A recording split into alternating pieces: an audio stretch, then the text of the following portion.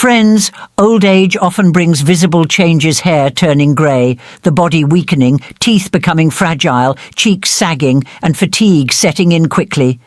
The face loses its glow, digestion worsens, vision weakens, and so on. These are all signs of aging. However, this isn't limited to later years anymore. Nowadays, many young people are also experiencing early aging. Let's explore this through a Buddhist story. Once, Mahatma Buddha visited the royal court of an emperor. As soon as he arrived, he asked the emperor, "Raja, tell me, how are the people of your village?" The emperor replied, "O Lord, thanks to the teachings you have imparted, even at 60 years of age, the people in our village look like they are 20. It seems as though aging has completely stopped here. Everyone is healthy, at peace, and no one needs medicine. Our people are entirely well and very happy." Friends, today's story is very insightful, so listen carefully until the end. Through this story, you'll understand why early aging happens. As you may know, Lord Buddha was once an emperor too, but he left everything behind to adopt the life of a monk. Because of this, he knew all about what we should eat and the kind of daily routine we should follow. Today, we will learn about Mahatma Buddha's 12 important rules, or in other words, the secret to living a complete life. Therefore, I humbly request you to listen attentively and, after hearing these teachings, implement them in your life. If you follow these teachings, you will surely never fall ill, and aging will not affect you. We will understand this through a story so that each point stays with you and you can apply it to your life. So, let's begin. A long time ago, there was a king named Badar Singh. He ruled a kingdom where he was known for being kind, just, and fair. The king had 2 queens, both of whom were very beautiful. But despite their beauty, the queens were very cruel. They shared the king's religious nature, but their temperament was harsh. The king, however, loved justice so deeply that his subjects never suffered. He had formed a cabinet with 9 ministers, each responsible for a specific department to ensure the people's food supply and other essential tasks. The king gave strict orders. Anyone negligent in their duties would be sentenced to death. Because of this, the cabinet ministers worked with great honesty, ensuring the kingdom ran efficiently. Whenever the king had to deliver justice, he did so impartially, carefully considering both sides to make a fair decision. This ensured the happiness of the people, and every week the king would tour his kingdom. During these visits, all the villagers would gather to report on how much grain was in each household and whether or not every home had enough food. The king's arrangements made sure his subjects lived prosperous lives and the kingdom functioned smoothly. The people were satisfied and always praised the king for his fairness and dedication. One day, during one of these gatherings, a farmer and his wife approached the king. "Maharaj, we have a serious problem today. Please help us," the farmer pleaded. The king said, "Tell me, what is the matter?" The farmer responded, "I have 2 sons, both still young, about 26 or 28 years old. However, they look as if they are 60. Their hair is falling out, their stomachs have grown large, and they have become very lazy. They don't do any work. We have tried many medicines, but nothing has helped." The king replied, "All right," and immediately ordered his ministers, "The sons of this farmer should be treated by the royal physician, and the expenses will be covered by the state treasury." Following the king's command, the ministers ensured that the farmer's sons were treated by the royal physician using funds from the kingdom. Despite a long period of treatment, the farmer returned to the gathering and said, "Maharaj, there has been no relief. My sons are still the same." The king responded, "Very well, we will think about this." While pondering the situation, another couple arrived, also crying about the same problem. Gradually, the issue escalated, and one by one, more than half of the villagers approached the king, leaving him bewildered. The king immediately called for an emergency meeting, declaring that it was imperative to resolve this issue in the state. He ordered a full investigation to determine why the youth of the state were looking prematurely old and exhausted. The king mandated that action be taken urgently, with teams going door to door to uncover the cause of this phenomenon. All the famous healers were summoned, and an emergency meeting was held to discuss the matter.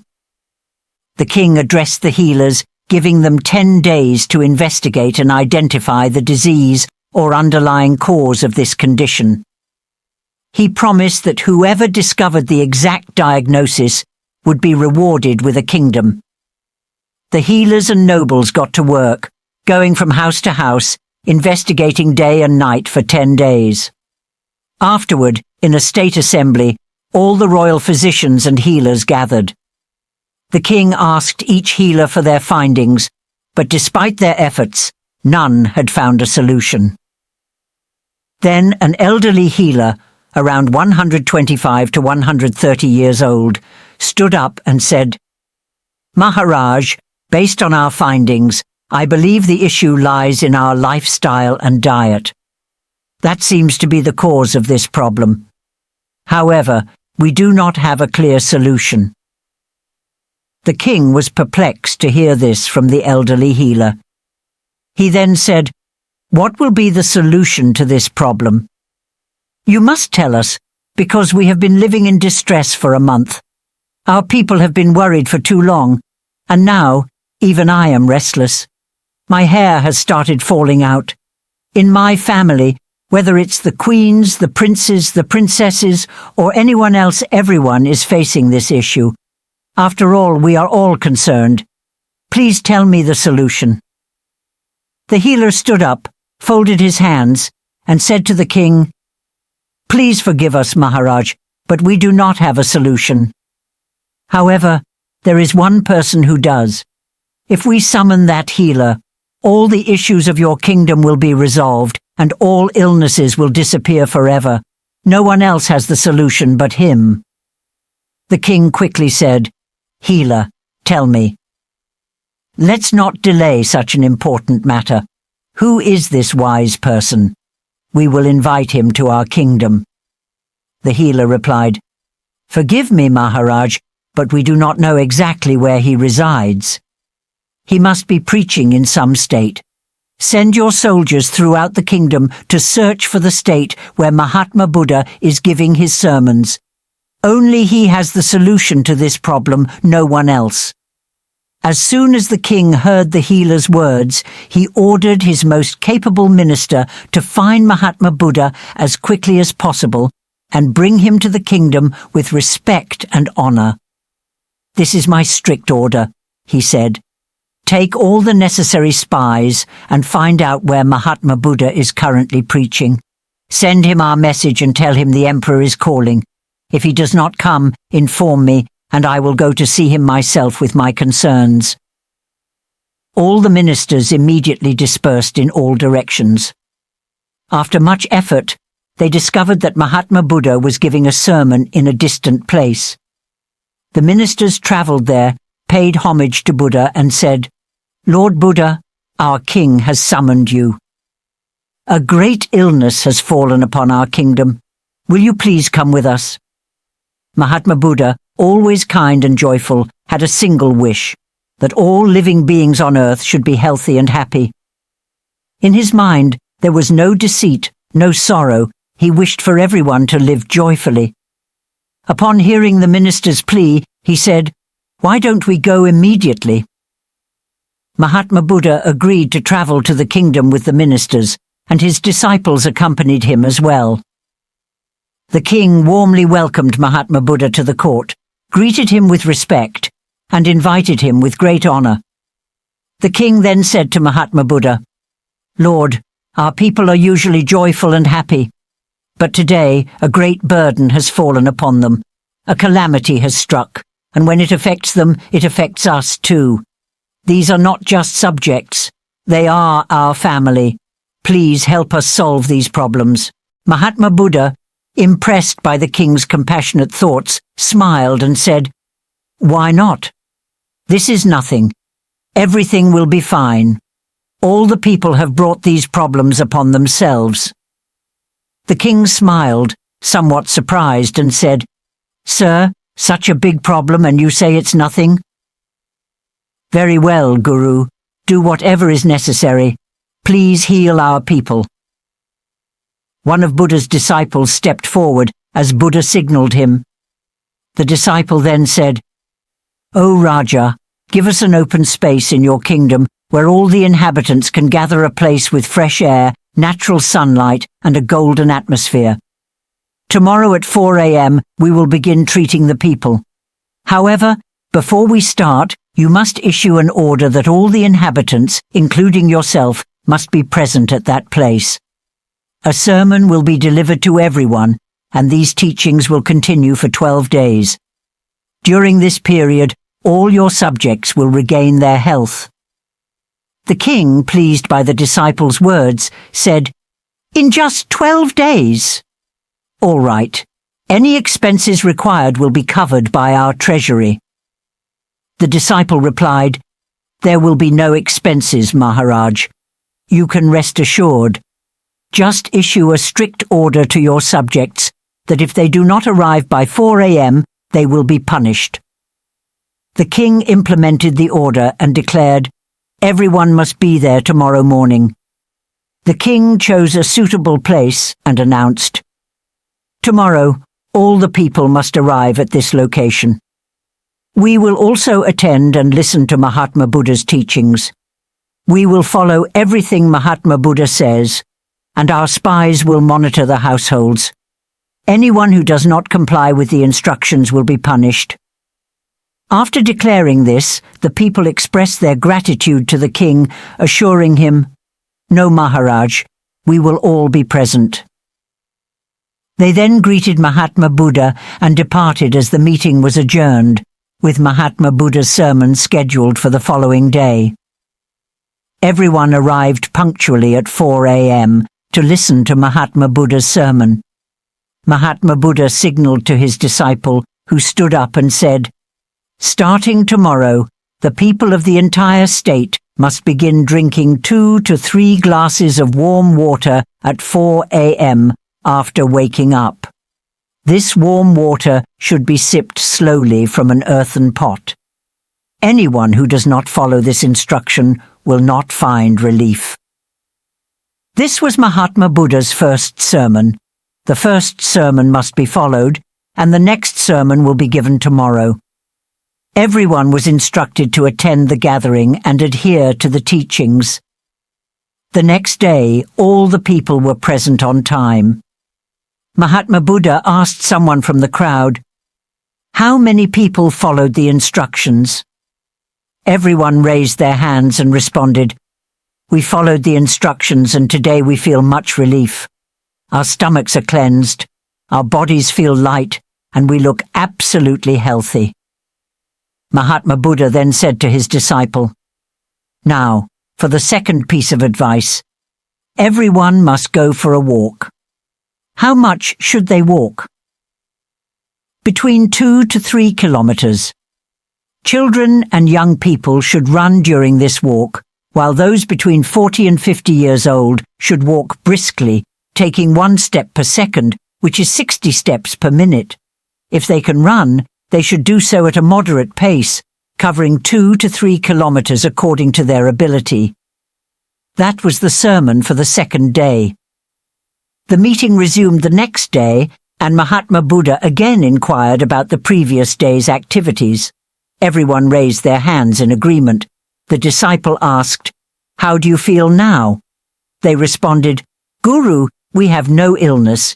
It feels as though we are completely healthy again." The disciple then said, "Now everyone must practice yoga and pranayama according to their ability. This includes pranayama techniques like Anulom Vilom and Surya Pranayama." He explained how to perform Anulom Vilom and Surya Pranayama, and instructed everyone to practice these exercises daily for at least 30 to 45 minutes.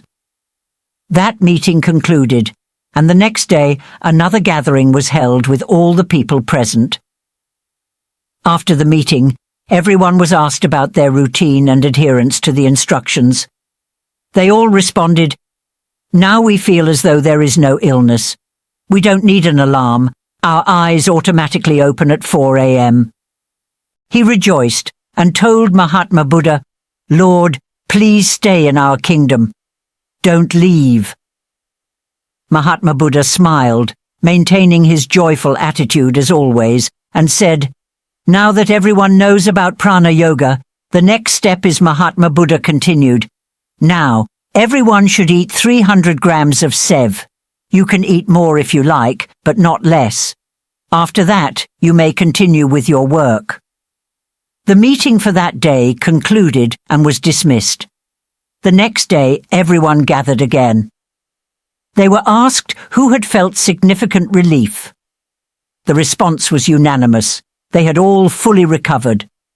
Once again, the disciple said, "There is still part of the rule left to fulfill. If you follow the entire rule, you will be free from disease. Old age will fade and not approach you. Your masculine strength will remain intact, like that of Mahatma Buddha, and your face will remain radiant." The disciple then explained the next set of instructions. "Listen carefully. From tomorrow until 7 or 8 a.m., you must eat sev. 2 hours later, you can eat to fill your stomach, just as you do daily.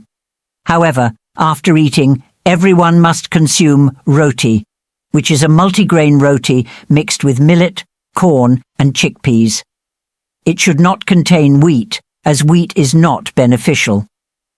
Prepare the roti with these 3 ingredients. Additionally, on the plate, there should be a bowl of lentils, homemade ghee, and a bowl of mixed vegetables, according to the season. Seasonal vegetables are good and edible, while off-season vegetables should be stored for longer preservation." Finally, the disciple continued, 30 minutes after eating, everyone should drink a bowl of yogurt. If you also include jaggery in the yogurt after half an hour of eating, your food will digest much more easily. The disciple concluded by saying, "The sermon for the day has ended." Everyone should follow these instructions and attend the gathering the next day. Everyone went happily to their homes, following the instructions provided in the sermon. The next day, the meeting was held, and all the people were present. They were asked who had felt significant relief. The people responded, "Lord, we have no illness. We are completely healed." "It doesn't seem like we were ever sick," said the people. The king was overjoyed and remarked, "By following these dietary instructions, everyone has been healed. Gradually, it seems that all have become healthier on their own." The disciple then added, "There is still more to learn. Listen carefully. First and foremost, you must not eat and drink at the same time. If you have difficulty swallowing the food, take small sips of water. You may drink water between meals, but avoid consuming large amounts at once. You can drink as much water as you want, but only after 1 hour of eating. As everyone has eaten by 10 or 11 a.m., you will probably feel hungry again by 4 or 5 p.m. At that time, everyone must eat a plate of salad. Each person should eat salad according to their weight. For example, if someone weighs 50 kilograms, they should eat the salad proportionally to their weight. If someone weighs 60 kilograms, they should eat 300 grams. If they weigh 70 kilograms, also 300 grams. And if they weigh 80 kilograms, they should eat 400 grams of salad. The salad should contain carrots, beets, radishes, tomatoes, and a piece of ginger. Additionally, 3 or 4 cloves of garlic should be added for flavor. Black salt or roasted cumin can be added if desired. You must not eat anything before consuming the salad. Follow these instructions and return the next day." The meeting concluded, and everyone went back to their homes, adhering to the guidelines provided. The next day, at 4 p.m., they were asked how they felt and how their bodies were. Everyone had smiles on their faces, and their faces shone brightly. It seemed as though their declining age had come to an end. The king was overjoyed and filled with gratitude. He knelt before Mahatma Buddha and said, "Blessed be you, Lord. You have healed everyone just with food." The king added, "Maharaj, wait. There is still much more to teach. Once you finish explaining the entire sermon, Lord, if we follow this guidance, there will be no diseases and no one in our kingdom will ever age," the king said, urging the guru to speak quickly. "Tell us everything we need to know. I myself feel as though I have no illness now, as if I am 16 years old again." Mahatma Buddha continued, "At night, everyone must have dinner before sunset. When sunlight hits our stomach, it feels heavy and digestion slows. As the sunlight decreases, digestion stops. This is why ancient sages like Asim Muni used to eat an hour before sunset. Eating early has two benefits. First, the food begins to digest while we are awake, and by the time we go to sleep, digestion is almost complete within 3 or 4 hours. This ensures restful sleep. If you eat late, your life will be negatively affected as digestion will be incomplete, and you won't be able to sleep well. Therefore, make sure to eat dinner an hour before sunset and choose light foods such as multigrain roti and seasonal vegetables, eating only as much as necessary. After an hour, drink a glass of milk with 3 grams of turmeric. The turmeric must be homemade, not bought from the market. A few hours before bed, you should do nothing but sleep and go to bed before 10 p.m. If you sleep at 10, you'll have a restful sleep and all your food will have digested. When you sleep well, you will automatically wake up at 4:25 a.m. without any stress and will remain free from illness. In short, listen carefully. Everyone must live in the present, like small children. A child doesn't worry about their mother arguing with a neighbor or whether there's food in the house. They simply eat what they have and continue playing as long as their stomach is full. Similarly, you must focus on the present and not worry about the past or the future. Don't stress over what you have today or what's to come. Be happy with what you have and don't dwell on what you lack. Living in the present eliminates stress and worries, which helps prevent diseases. Remember to follow these rules and avoid eating outside food. Prepare all your meals at home, as outside food is often adulterated. Whoever adheres to these instructions will never age or fall ill. Everyone should follow these guidelines, and after a month, we will hold a gathering with everyone present. And so the days passed. After a month, Mahatma Buddha returned for the gathering. The king rushed out to greet him and respectfully invited him to his royal court. "Welcome, Guru, to our kingdom. This is your home as well," said the king. Mahatma Buddha smiled and asked, "Tell me, O king, how is everyone? How are your subjects?" The king replied, "Lord, the teachings you gave us have made all our people very happy. People who once seemed 60 years old now look like they are 21. Everyone's aging has stopped, and the people are resting well and no longer need medicine. They are all absolutely healthy and happy."